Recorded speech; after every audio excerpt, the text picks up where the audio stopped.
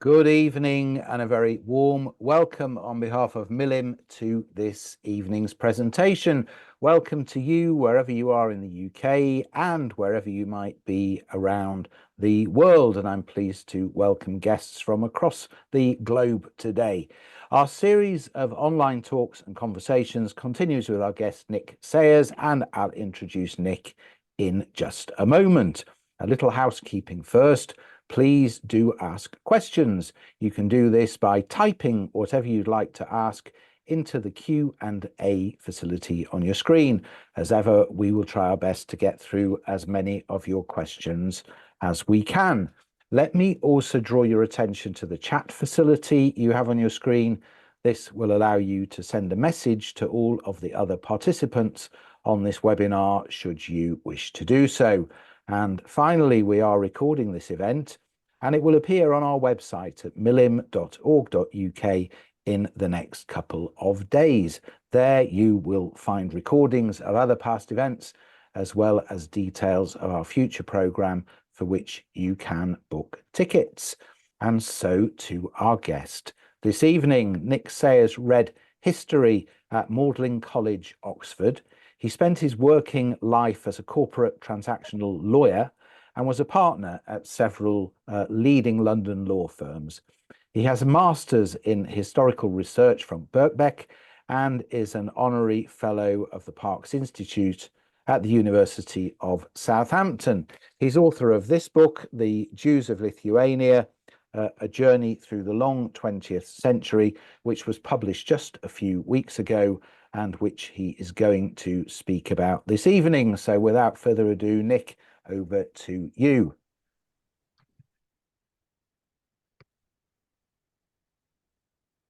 Okay, thank you, Jonathan, for your very kind introduction, and to you and everyone at Milim for making today possible. And thank you to all of you for listening. I'm often asked, why did I write this book? The first answer is that I saw it as a kind of retirement activity. I spent about 40 years as a lawyer involved in corporate transactional legal work. I always knew that I would not be able to continue this much beyond the age of 60. It is very intense work, and many of the better English law firms discourage partners from continuing much beyond that age. But a second and perhaps more important reason for writing this book is that, like a lot of people as they grow older, I found myself asking the deeper question, where do I come from? And in common with many people of Lithuanian Jewish ancestry, I knew little about it. There are a number of reasons why I and other descendants of Lithuanian Jews know relatively little. The generation of Jewish people who left Lithuania in the late 19th century, which in my case is my great-grandfather, tended not to talk much about their past. They regarded their past as poverty-stricken and filled with fear of violence against them. The First World War was a shattering experience for Lithuanian Jews, as most of the community was exiled almost from one day to the next, deep into Russia. The Holocaust largely destroyed the Lithuanian Jewish community. About 96% of the pre-war Jewish community was murdered, the highest proportion of Jews killed in any country. And in the post-war world, the fact that Lithuania was occupied by the Soviet Union until 1990 made it almost impossible to study that history dispassionately. So, in common with many people with Lithuanian Jewish ancestry, I found I knew relatively little about that Lithuanian Jewish background. But my book is not family history. Instead, it tries to do something which is perhaps slightly unusual. I take the outline of the experience of the paternal line of the family as a way of choosing the wider subjects to write about. Can I have the next slide, please? My great-grandfather, Meyer, was born and brought up in what is now northern Lithuania. in a tiny village, a shtetl, which is called Pikeliai in Lithuanian and Pikeln in Yiddish. Here are a few pictures of it. From left to right, an old house formerly owned by Jewish people, the old Jewish cemetery, in which generations of the Jewish community were buried, and the site of the old synagogue. In the early 1890s, my great-grandfather moved from Pikeliai in northern Lithuania to Cork in Southern Ireland, and in 1905, he and other family members moved again, this time from Cork to Dublin. My grandfather, known as JD, trained as a doctor in Dublin, but unable to find work there, joined the British Navy before buying into a GP practice in New Cross in South London, where my father was brought up, before the family moved in the early post-war period to Blackheath in South London. In my book, I use this outline of the family experience as a way of looking at a number of questions concerning the modern history of Jews in Lithuania. If I could have the next slide, please. Some of the questions are, why were there large numbers of Jews living in Lithuania in the late 19th century? What was their life like? Was it the kind of shtetl existence depicted in Fiddler on the Roof, or was it something rather different? Why did life become more difficult for Jews in late 19th century Lithuania? Why did some Jews emigrate? How did they choose where to go? And how did they actually make the move? And why did anyone choose to go to Ireland, of all perhaps slightly surprising places? What happened to Jewish people left behind in Lithuania during the First World War? How and why did the Holocaust happen in Lithuania? And how has Lithuanian government and society tried to come to terms with Lithuanians' involvement in the Holocaust? In the time available today, I would like to try and say just a few things in response to those questions. And the next slide, please. So the first question is, why were there large numbers of Jews living in Lithuania in the late 19th century? If you look at this slide, you'll see that there are sort of dark sections of each of the circles, and those dark sections show the proportion of the population of each of those settlements that was Jewish. So part of the answer to that question is that medieval European society was often a very difficult place for Jews to live in. Jews were expelled from England in 1290, from France in 1306, from Hungary in 1360, from Austria in 1420 to 1421, from Spain in 1492, and from Portugal in 1496. At different times, Jews were expelled from many of the German states. However, the Polish-Lithuanian Commonwealth, which occupied a great swathe of Central and Eastern Europe in what is now Lithuania, Belarus, Ukraine, and Poland, was for many years a relatively safe and comfortable place for Jews to live, and many Jews found refuge there. Can I have the next slide, please? In the first half of the 14th century, Grand Duke Gediminas encountered Jews while campaigning in Galicia, and he invited Jews to settle in what is now part of Lithuania. Gediminas's grandson, Vytautas, actively welcomed Jewish settlement, and it was during his rule in the 14th century that a Jewish community of some substance became established in Lithuania. In other words, the so-called Lithuanian Jewish Commonwealth was relatively welcoming to Jews. This may have been connected to the fact that for a long time Lithuania was pagan, not Christian. Indeed, Lithuania spent many years resisting German attempts to conquer and Christianize it during the so-called Northern Crusades, and it was the last European country to cease being pagan in the late 14th century. Jews had a very particular role in Lithuanian society. Much of the land was owned by Polish nobility, many of whom were absent. Ethnic Lithuanians tended to be poor and worked on the land. Jews occupied a middle position, often as suppliers of goods and services. There was a kind of symbiotic relationship between Jews and Polish nobles. The nobles needed Jews to run their estates and make a success of the towns and villages established on their lands, and the nobles valued the revenues the Jews produced. In return, the nobles gave the Jews a measure of protection, and for many years the Jews enjoyed relative control over their own affairs in Lithuania. Travelers from the West who went to Eastern Europe in the late 18th century were struck by the numbers of Jews they saw and by how hard they worked. The relatively comfortable position of Jews in Lithuania was to change rather fundamentally with the so-called Third Partition of Poland in 1795.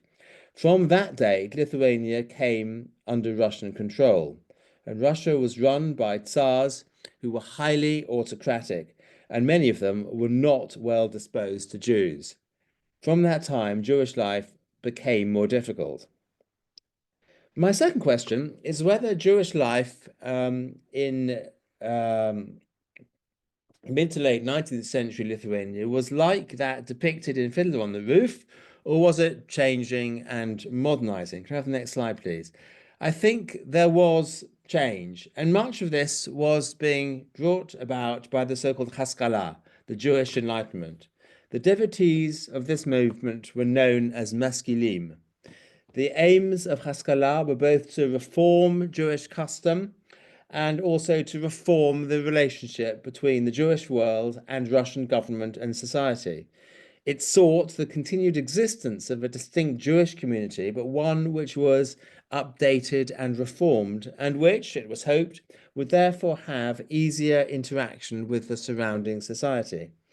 It was in the nature of Haskalah that it could be taken up by individuals or small groups in remote communities. The process is described by Moses Lieb Lilienblum. He says, I was weary and exhausted from studying the Talmud, its disputations and various absurdities. And when I heard of something new that was rational, I was drawn to it. Every Haskalah book I came upon, I devoured like the fruits of summer. Undiscriminating, I read everything that came into my hands. The fact that a few people were reading the books of the Haskalah in remote parts of Lithuania did, I think, have an influence. It affected the language that Jewish people used. The Maskalim encouraged use of Russian as the language of the state and of German as the language of culture and science, rather than Yiddish. It also affected the clothes that people wore, and it affected gender relations in that it encouraged men to be more active in mainstream economic activity. Traditional Jewish life in the shtetl was also being changed by the growth of the economy and improved transport systems. The development of the railways was particularly important because it connected remote parts of Lithuania to Baltic ports. I suggest in the book that perhaps one needs to think of the late 19th century shtetl not just as poverty-stricken, remote, and stuck in its ways. At one level, it was all of those things, but also as occupying a hinterland to thriving port cities. And these port cities gave access to a wider world of learning and commercial opportunity, which was transforming shtetl life rather quickly. Okay, next slide, please. The end of the 19th century saw a great wave of Jewish migration from Eastern Europe. In the roughly 3.5 decades between 1881 and 1914, about 2.7 million Jewish people migrated to the West from Eastern Europe, being about a quarter of the entire Jewish population of Eastern Europe. I can have the next slide, actually, please. We know that about 75% of these Jewish people went to the US and to Canada. About 10% went to Palestine, as it then was. About 10% went to Latin America, and the rest went to other countries. Actually, Britain tends not to appear in the migration figures because, in contrast to other destination countries, Britain was often seen as a place of transmigration. In other words, a place where many migrants stayed for a relatively short period before moving on somewhere else. And the next slide, please. The migration wave was set off by the assassination of Tsar Alexander II in 1881. This ended the modest liberalism of his regime. In some parts of the Russian Empire, there were pogroms, and many Jewish families have come to think that their forebears left Eastern Europe because they were fleeing pogroms. But actually, there were comparatively few pogroms in Lithuania in the late 19th century. Most of the pogroms of that time were further south. The reason why there were fewer pogroms in Lithuania is not entirely clear, but is probably connected to the outlook of Governor General Tortleben of Vilnius, the Tsarist official with responsibility for maintenance of order in Lithuania. He seems to have thought that Jews were relatively sympathetic to Russian cultural influence in Lithuania and could be regarded as more reliable than Poles and Lithuanians. He also seems to have taken the view, rather straightforwardly, that his job was to maintain order. But if Jews did not flee because of pogroms as such, they may very well have fled because of the fear that pogroms would come to them.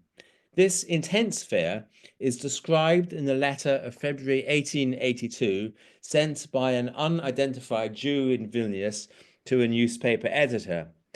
He says, "We expected a pogrom during the Christmas holidays, and now our fears have not been allayed, and we expect a pogrom at any minute. If someone gets into an argument with a Christian, the latter immediately says, 'Just wait, soon we'll settle all the scores.' What kind of a life is this? If I had the courage, I would kill all those close to me and then myself. What a miserable creature is a Jew." Jews also fled Lithuania because of the extraordinary range of Tsarist laws which deliberately targeted them and which made their lives so difficult. In the 1880s, a commission was established by Tsarist authorities under Count Phelan to look into the Jewish question. It identified an astonishing 650 different laws which deliberately discriminated against Jews. These laws controlled where Jews could live and which areas of business they could be involved in. By the late 19th century, these laws had made their lives almost impossible. Many Jews seem to have emigrated because of fear of being conscripted into the Tsarist army. It's important to note that the worst time for Jews to be conscripted into the Tsarist army was earlier in the 19th century under Tsar Nicholas I, who ruled between 1825 and 1855. His regime used conscription as a way of trying to force Jews to be baptized. Under his rule, young Jewish men were usually conscripted for 25 years. The worst excesses of the conscription system had ended by the late 19th century, but the idea of being conscripted was still traumatic.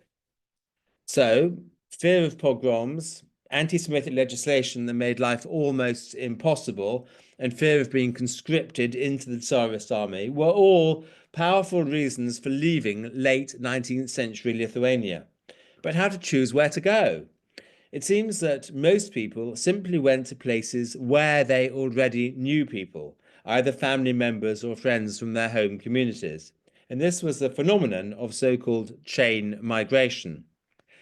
But why did anyone choose to go to Ireland? It was perhaps a surprising choice of emigration destination, given the terrible poverty, famine, and sectarian conflict of late 19th century Ireland.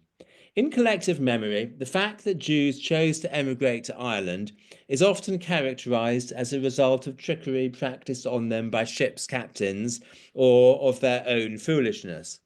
Being an Irish Jew was therefore thought of as a kind of accident, albeit one that had a funny side to it and from which amusing anecdotes could be spun. And these anecdotes take three main forms. that Jewish migrants were tricked into landing just outside Cork by dishonest ship's captains who had double booked their onward passage to New York. The second kind of anecdote suggests that migrants disembarked thinking they were in the United States, having mistaken cries of Cork for New York or Ireland for the Yiddish Ireland.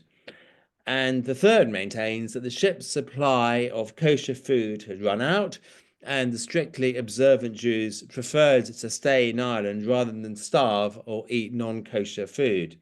The last of these stories is probably the one that is most based in reality. But as well as accidental arrival, there were undoubtedly Jews who deliberately chose to go to Ireland. I think many of the Jewish migrants travelled through northern English cities such as Manchester and Liverpool on their migratory journey, and they found those cities grey and dirty. They were more attracted by the green and wide open spaces of Ireland, which reminded them of home in Lithuania. Also, most of the immigrants first tried to earn a living as peddlers. Peddling involved carrying goods on their back from door to door and selling them, usually on credit, to Irish housewives. It was important for a peddler not to have too many other Jewish peddlers in the area because they were competition. Ironically, the fact that there were few other Jews in Ireland was precisely what made it attractive to those who did go there. And the next slide, please.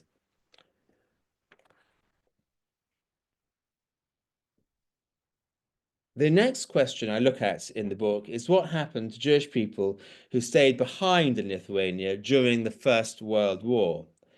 I think when we think of the First World War, many of us think of the long war of attrition in the trenches on the Western Front. But the experience on the Eastern Front, the war between Germany and Russia, was very different. Here, in 1914 to 1915, German armies enjoyed a record of almost unbroken success. For much of 1914 and 1915, Lithuania was on the front line of the war between Germany and Russia. If I could have the next slide, please.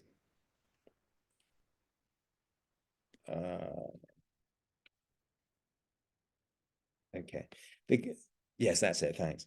The continuous black line on this map shows the line of the Eastern Front in 1915. Being on or near the front line made life difficult for Lithuanian Jews.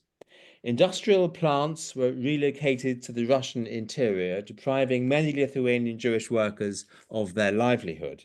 And many Jews were ruined when their homes or places of work were damaged in battle. Generally speaking, Lithuanian Jews seem to have responded to the outbreak of war with displays of patriotic allegiance to Russia. Something between 350,000 and 400,000 Jews served in the Russian army. However, Russian military setbacks were embarrassing, and the Russians needed a scapegoat. Jews were accused of spying. Perhaps the closeness of the German and Yiddish languages gave some plausibility to these accusations.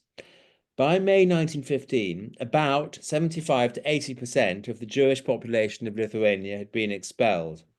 Generally, the Jewish population was given less than 24 hours to leave. In a speech in the Russian parliament, the non-Jewish deputy, Jubinsky, said, as a representative of our 56th Siberian Division, I was myself on the scene and can testify with what incredible cruelty the expulsion took place. The whole population was driven out within a few hours during the night.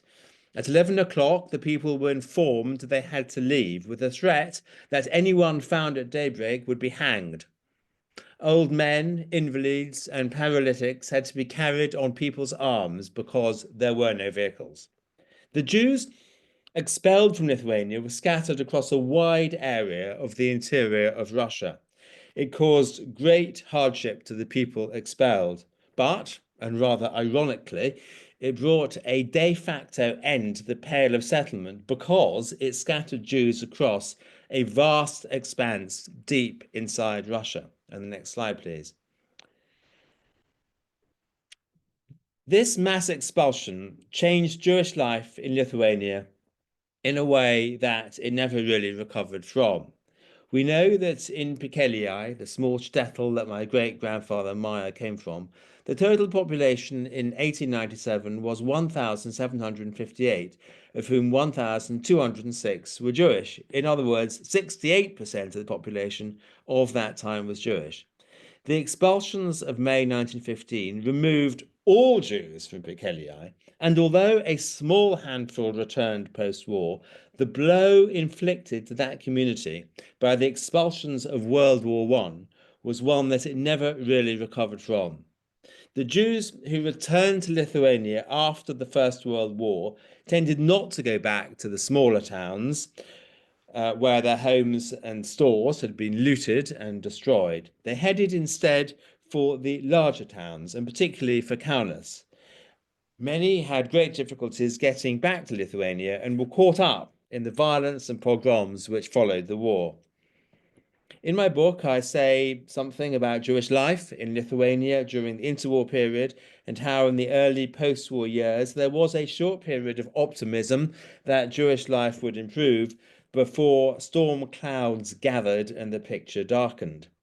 I'm not going to say a lot about the Holocaust this evening. I do discuss it in detail in my book. I'll just make a few big picture points. And the next slide, please. The first point is to say that the way the Holocaust unfolded in Lithuania was rather distinctive. It was the first country in which the Nazis pursued the policy of killing the entire Jewish population, and this objective was largely achieved. It is estimated that about 96% of the pre-war Jewish population of Lithuania was murdered. The killing was mainly carried out by shooting, not by gas fan or by gas chamber, and most of the shooting was carried out by local Lithuanians, albeit this was often, but not always, under the direction of Germans. The usual pattern was for Jews to be taken to pits on the edge of towns near where they lived. They were forced to dig the pits, and then local Lithuanians shot them and buried the bodies. This map shows, if I could have the next slide, thank you. This map shows the location of these mass execution sites, which, as you see, stretch right the way across Lithuania. There are about 245 of them. It's also worth saying that the Holocaust in Lithuania went through at least three rather distinct phases. The first phase lasted from the German invasion of June 1941 until December 1941. This was a period of mass murder of Lithuanian Jews. About 80% of them were murdered in this period.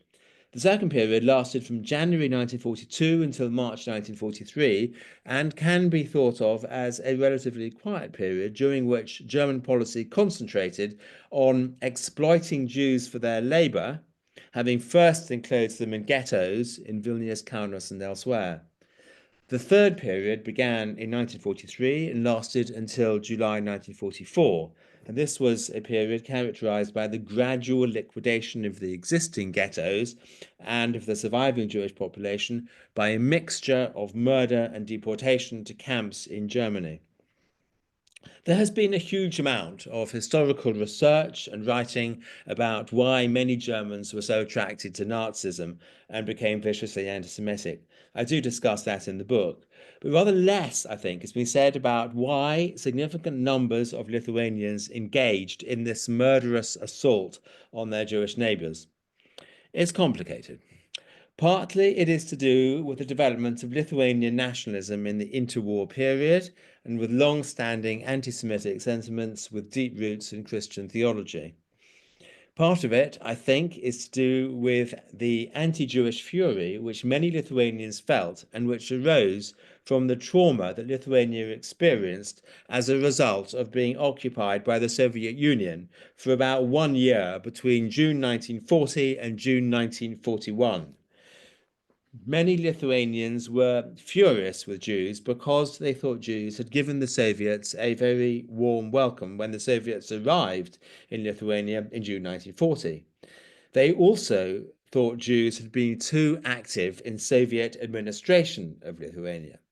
Neither of these beliefs contained much truth. Most Lithuanian Jews were emphatically not communist. As to Jewish involvement in administering Soviet Lithuania, the best estimate is that about 12 to 16% of the Communist Party in Lithuania were Jews. This was very modest overrepresentation, but perhaps unsurprising given that Jews were, generally speaking, better educated than ethnic Lithuanians. The anger Lithuanians felt towards Jews may be connected to Lithuanians' trauma, which derived from the fact that Lithuanians did not put up any resistance to Soviet occupation in June 1940. It seems that part of the reason for Lithuanians' assault on Jews was the desire to steal their possessions. Many memoirs by Jewish survivors contain graphic descriptions of local people stealing the possessions of their Jewish neighbors. Some members of my wider family were killed in Lithuania during the war, but one member of the family survived. Like most of the small handful of those Lithuanian Jews who did survive, she was transferred to the camp at Stutthof, just outside Danzig, towards the end of the war. She was forced to participate in the so-called death marches that were inflicted on many camp inmates at the very end of the war, as the Germans tried to move concentration camp survivors from the advancing Allied armies. Organisation and discipline broke down, and many of the death marches were seemingly purposeless, with camp inmates just walking round and round in ever smaller circles. These death marches were terrible for those who participated in them. It is thought that of the 750,000 prisoners in the whole concentration camp system at the beginning of 1945, approximately 1/3 died on death marches. By the end of the war, the overwhelming majority of the Jewish population of Lithuania had been murdered. How did any Lithuanian Jews survive? Some did so by hiding in so-called malines, being hiding places under houses or in sewers. A very few had survived by fleeing to the woods and joining the partisans. Most of those who survived had fled east into the Soviet Union immediately before the Nazi invasion. For those who returned to their former homes at war's end, the silence, loss, and desolation was overwhelming. Chaim Grade describes returning to Vilnius. All that is left is walls, roofs, pillars, cornices, and tottering beams. All that is left is broken bedsteads, the rusty entrails of Primus stoves, twisted forks, knives, spoons without the mouths. And I am left with tears, with eyes without tears. I cannot squeeze even a single tear from my eyes. An entire row of shops shuttered and bolted. Open up, you brigand, open up! No one laughs, and no one coughs, and no one answers. Can I have the next slide, please? The final chapter of my book considers how Lithuanian government and society has tried, or not tried, to come to terms with the Holocaust in Lithuania. The important political background is that at the end of the Second World War, Lithuania was occupied by the Soviet Union. The Western Allies agreed, although not publicly, that post-war Lithuania should be in the Soviet sphere of influence. Lithuanians conducted a sporadic partisan war against the Soviets until about 1953. The Soviets sought to impose Soviet communism on Lithuania and ruthlessly to suppress dissent. They deported many Lithuanians to Siberia. There has been a reluctance or failure in many parts of post-war Lithuanian society fully to come to terms with the magnitude of the horror visited on its Jewish population. I think a number of things account for this. First of all, the Soviet government and Lithuanian governments during the period of Soviet occupation from 1945 to 1990 rather, tended not to acknowledge the uniqueness of the tragedy of European Jewry and obscured the facts that Jews were killed because they were Jews. The Soviet regime described Jewish victims simply as Soviet people, and the killers were not characterized as Lithuanians, but as products of socio-economic classes that were enemies of the proletariat. This was confusing for much of the Lithuanian population. Secondly, many Lithuanians became very caught up with an understandable sense of their own suffering during the period of post-war Soviet domination. In the post-war period, many Lithuanians were deported to Siberia and the gulags. The best estimate is that between 120,000 and 150,000 Lithuanians were deported. This seems to have made it difficult for many Lithuanians to find space fully to reflect on the fate of their former Jewish neighbours. In 1990, Lithuania became independent. The question of how to deal with the Holocaust quickly became relevant in the context of Lithuania seeking admission to the EU and to NATO, both of which eventually happened in 2004. In that context, a number of matters relating to the Holocaust needed to be addressed, including that there needed to be an acknowledgement of guilt for Holocaust crimes and issue of an apology. The victims needed to be appropriately commemorated. Criminal proceedings needed to be brought against perpetrators. And the local population needed to be properly educated about the Holocaust. And there needed to be restitution of stolen property. However, the question of whether Lithuanian government and society have adequately tried to come to terms with the Holocaust in Lithuania remains highly controversial. There are descendants of Lithuanian Jews who are concerned, and some of whom are angry about a number of things, including that many of the memorials put up in the Soviet era do not refer to the fact that the victims being memorialized were Jewish and are silent about the fact that their killers were Lithuanian. That some statues and plaques commemorating Lithuanians who were responsible for Holocaust atrocities remain in place. That many of the mass graves of Jewish victims are in a state of neglect. That the smaller regional museums across Lithuania have very little material about the Jews who lived in those communities for centuries. And of course, some Jewish survivors and their descendants remain angry at the extraordinary wholesale theft of Jewish possessions. I think some of those who are very angry are angry both because of the horror itself, but also because the failure properly to come to terms with what happened is thought to represent a continuing slight to the Jewish community. There is an interesting question about whether any useful purpose is really served by trying to persuade the Lithuanian government and its people to become better informed about Lithuania's Holocaust history and to show more remorse. Advocates of such an approach tend to say that doing so would help ease trauma, both Lithuanian and Jewish, and also that education about the Holocaust would perhaps make it less likely that a comparable event could ever be repeated. Clearly, there are fine intentions and a good deal of idealism behind such thinking, but whether it is right is unknowable. I would like, if I may, to finish by reading you an extract from the conclusion to my book. Bear with me one moment while I find the page. So I've described what a terrible modern history there's been of Jews in Lithuania, and I asked the question at the very end of the book of whether any rays of light shine through a story which I have described as almost unutterably bleak. Perhaps one ray of light is to emphasize that for many years Lithuania was a good place for Jews to live. In the early modern period, Jews were expelled from many Western European countries, but they did find refuge in the Polish-Lithuanian Commonwealth. For some centuries, Jews enjoyed considerable autonomy in Lithuania. It became a great centre for Jewish culture and learning. Another ray of light is that some of the thinking which most sustained hostility to Jews before the Holocaust has changed. It is significant, I think, that in Nostra Aetate, issued by Pope Paul VI in 1965, the Catholic Church formally absolved Jews from continuing responsibility for the death of Jesus.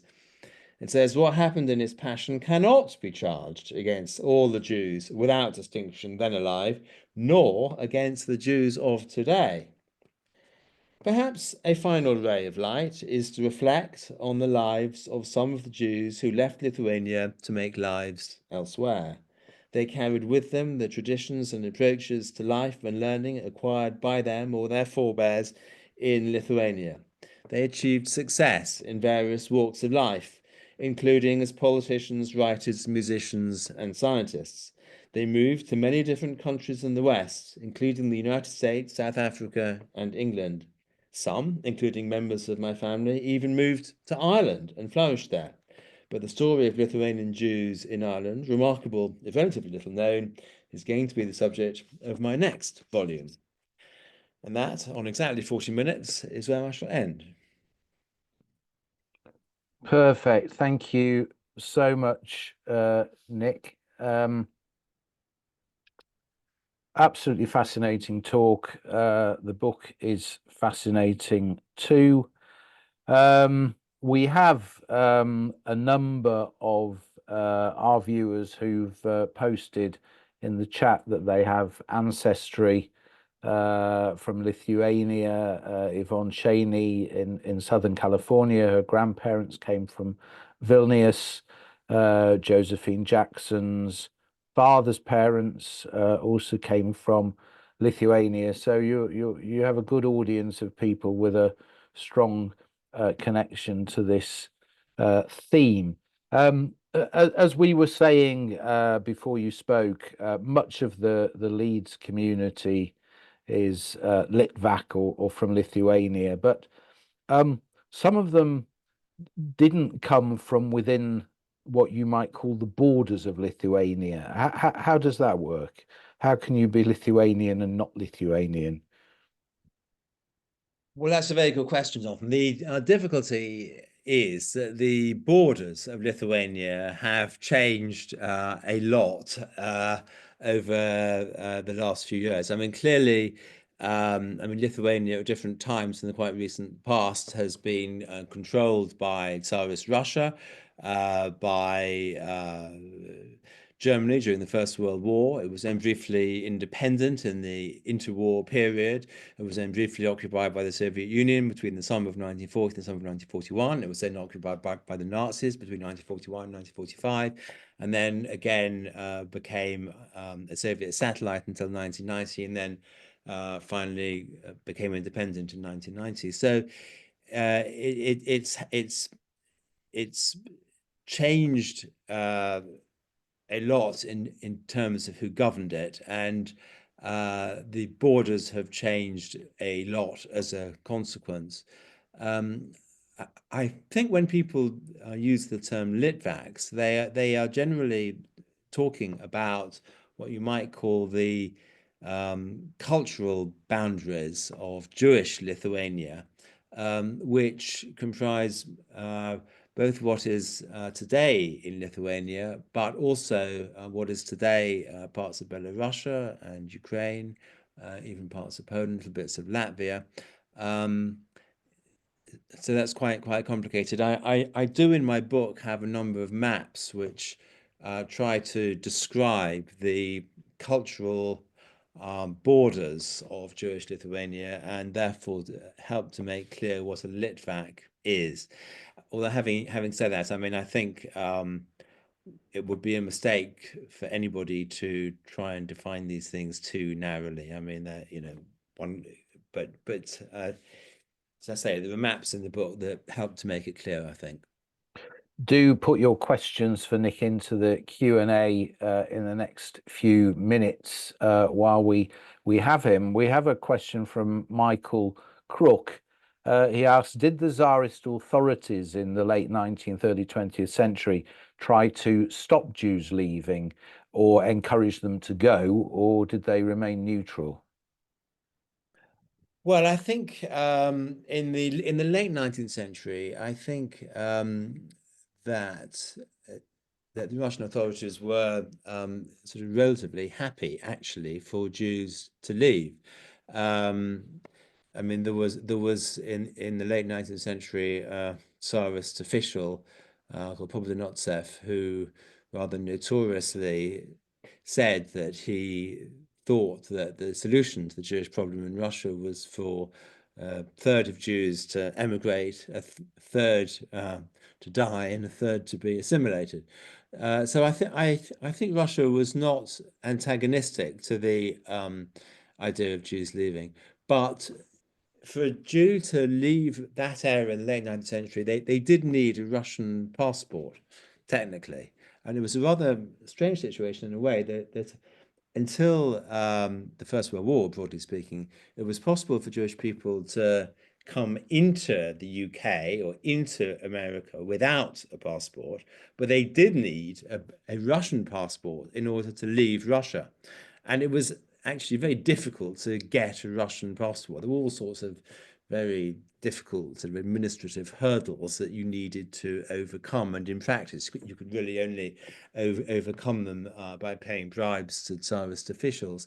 And I think it's thought that about 90% of the Jews who left Russia in the late 19th century did so without a passport, although they should have had a passport. So what they actually did was to find their way to a border, to find a local, what I suppose now you might call people smuggler, pay that person some money and cross the border at night. Um, in researching this book, did you sort of run up against any particular challenges? Was there anything especially difficult? Was there anything you wanted to find out that was elusive or that you couldn't discover? Well, I mean, I suppose the thing that is difficult for me, as for many people in researching a book of this kind, is to do with languages. In an ideal world, you would know about 10 languages in order to research the subject, because the language that most Jewish people in Lithuania spoke was Yiddish. They also knew Hebrew for religious reasons. They tended to know some Russian for interaction with the Tsarist authorities.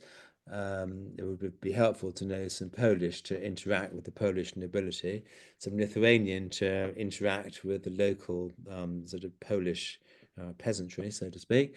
And I suppose in an ideal world, they might have known a bit of Estonian and Latvian as well. So, I mean, in order to write well about the subject, really, in an ideal world, you would have access to a lot of different languages. Now, I have a few of those languages, but I certainly don't have all of them. But these days, there are workarounds. You can use Google Translate, of course, up to a point, and there are now large numbers of young people from Lithuania, from Russia, in London, who are kind of willing to help translate things. Although sometimes you have to pay them a small fee for doing so, obviously. And actually, perhaps the most important point is that of all the languages that it's important to have, English is the most important, because an awful lot of good things have been translated into the English language. So in terms of challenges in researching the book, I would say that there is this substantial linguistic challenge. That would be the first point I would make.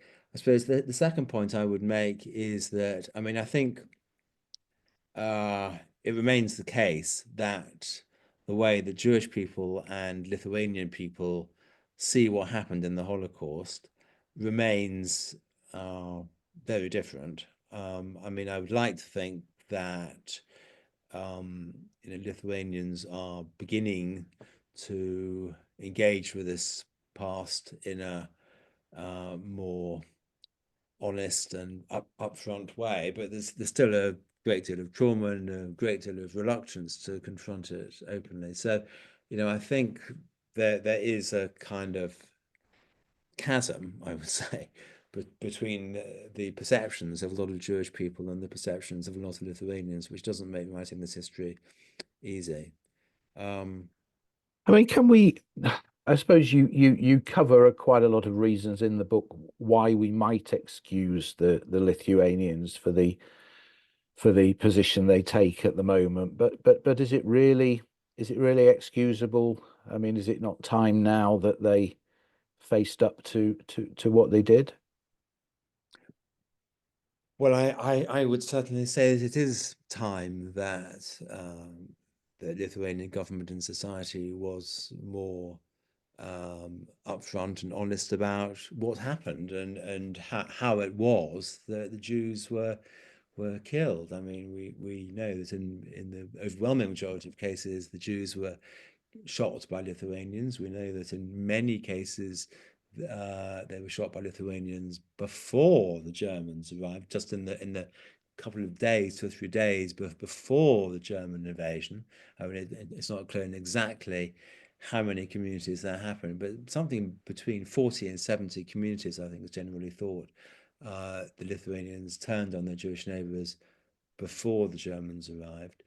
Um, uh, you know, why they did this is, is as I have said, very complicated. I think it was partly to do with the fact that a lot of Lithuanians had never liked Jews for reasons which I would say, and I hope it's not too controversial to say this, but I would say, as a deeply buried in Christian theology, actually, um, I think there was also great anger on the part of a lot of Lithuanians at their perception that the Jews had assisted the Soviets in their government of Lithuania in the year in which the Soviet Union occupied Lithuania between June 1940 and June 1941. And I think a lot, I think a lot of the Jewish people who left diaries and memoirs or records of what happened invariably make a great point about the fact that their Lithuanian neighbors killed them because they wanted to steal their possessions. Um, and yet they were incredibly successful, if that's the right word, in their actions against the Jewish population, in the absence of the sort of killing infrastructure that was elsewhere across Nazi-occupied Europe. Do you put that down to pure hatred, or do you think there are other factors that accounted for why they managed to eliminate such a huge proportion of the Jewish population? Well, I think there was a lot of hatred involved, as I say. I think that it's clear that some extreme nationalist Lithuanians had been trained in Nazi Germany in the months before the German invasion. I mean, it's actually very difficult kind of really to understand quite what happened there, because the Nazis were very careful indeed not to leave careful records of what happened. But it's clear that some Lithuanians were taken into Germany in the months before the German invasion and trained up in what to do. Uh, so I think there's that. Um, but no, it's difficult to explain kind of murderous hatred, isn't it? I mean, I think perhaps the other thing I should mention is envy. I mean, the Lithuanian Jewish community was an extraordinarily successful community. They deeply believed in the importance of learning and study, and because of that, they tended to do very well. And I think that caused envy among the local population. John Kahn is interested in Lithuania's Jews post 1945 and asks if your book looks at this, and in particular the migration of Jews from other parts of the Soviet Union, and how these newcomers who didn't have connections with the pre-war Lithuanian Jews shaped collective memory, or the lack of it. Yes, well, as I said, almost all of the long-established Lithuanian Jewish community was murdered. I mean, there were very few who were left alive at the end of the war, and most of those who were left alive did not want to stay in Lithuania for the very obvious reasons that most of their family had been murdered, and they found it a very unattractive place to be. There were just a handful of kind of Jewish people who decided to stay. I think some of them stayed because they felt they had a duty to put the mass graves in order and to try and do something to bring the perpetrators to justice. I mean, in my book, I have a whole chapter actually about the memoir of a kind of rather remarkable woman called Rivka, who observed many aspects of the Holocaust and who stayed in Lithuania afterwards for reasons that are not entirely clear. But I think she stayed partly, as I say, to tend to the graves of murdered relations and neighbors, and also to do her best to try to bring some of the perpetrators to justice. But basically, I mean, Lithuania was the place where the Holocaust was most successful. There were very few Jews left who had a long-standing Lithuanian connection.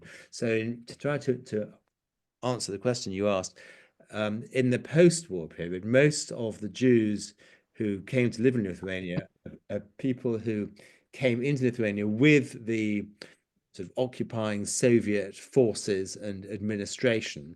And it's thought about 7 or 8,000 such people came in, but they were not people who had any long-standing roots in Lithuania. They were, as I say, members of the kind of Soviet communist regime, tended not to interact much with the small handful of long-standing Lithuanians in Lithuania.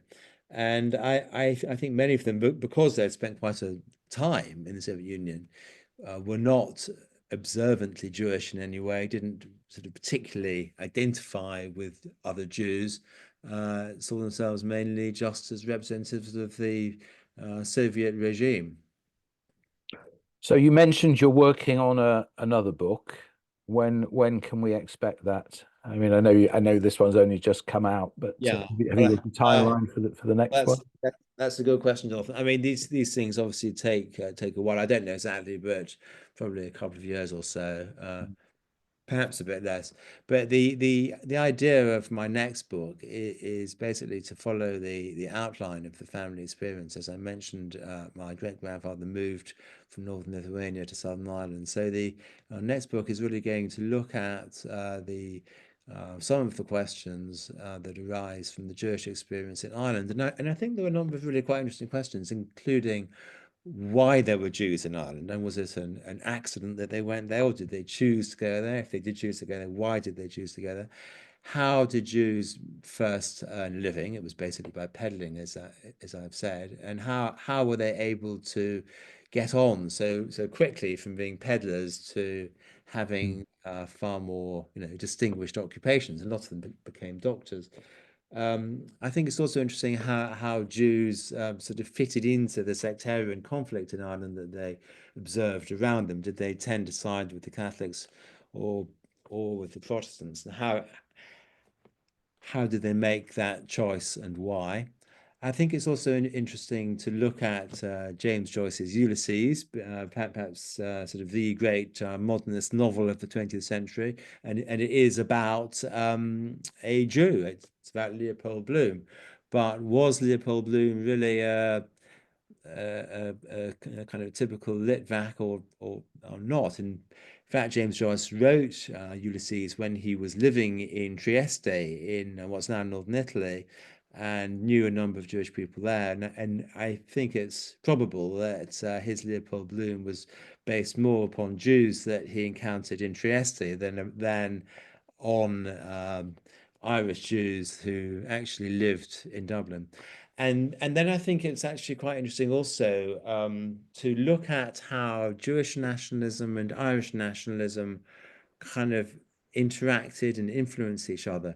Both Palestine as it was and Ireland were, on the fringes of Europe, and fringes of the British Empire. Both of them in the 20th century sought to obtain their independence, and I think quite self-consciously try to learn lessons from each other. I know that Jabotinsky, the revisionist Zionist leader, went to Ireland, spent quite a lot of time there actually in the late 30s and 40s, trying to understand how Ireland had managed to obtain independence from Britain.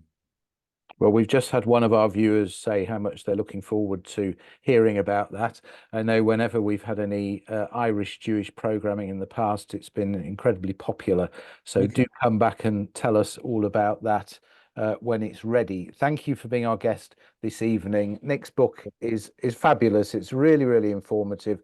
I have to say I learned a huge amount from reading this book. It's available on Amazon, and we'll also send you a link in our email to you tomorrow to remind you where you can buy a copy, but it is available at good book sellers.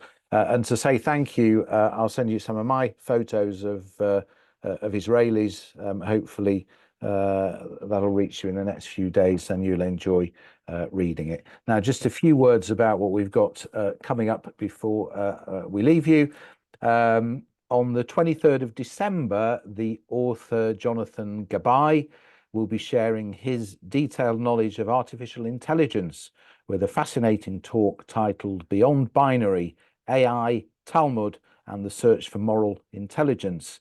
And he'll be answering the question, can algorithms do the right thing? We have much more in the pipeline. Do check our website at milim.org.uk for details, and you can sign up to our newsletter there, and that way you'll be sure not to miss anything. All of our events, or online events at least, are free, but you can make a donation if you would like to. There is a link in the chat, or visit our website. It remains for me to thank our guest, Nick Sayers, once again. Thank you so much, Nick. That's really been fascinating to have you with us. And looking forward to seeing you all at a future event. And until then, stay safe. See you soon.